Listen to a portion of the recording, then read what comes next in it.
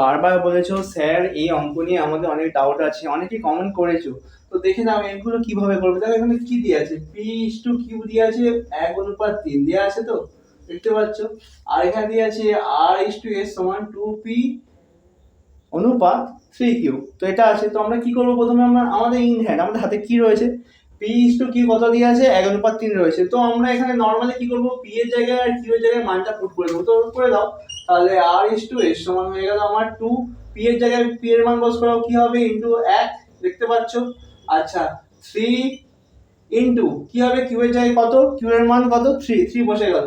তো কত হয়ে গেল, তাহলে 2 অনুপাত 3 3 কত 9, তাহলে আমি পেয়ে গেলাম r/s পেয়ে গেলাম কত, 2:9।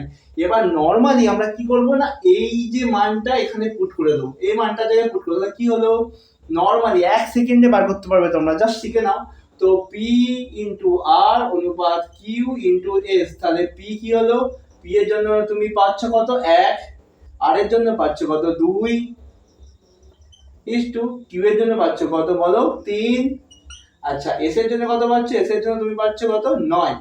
তাহলে হয়ে গেল কত, 2 1 2, 3 9 কত, 27। তাহলে দিস ইজ কল আনসার। এটা তোমার আনসার পেয়ে গেল। দেখো কত অপশন রয়েছে, option number C, this is the right answer. তো আরো এরকম অঙ্ক দেখতে হলে রূপায়ণ পাঠ্যক্রমটাকে ফলো করে রাখো।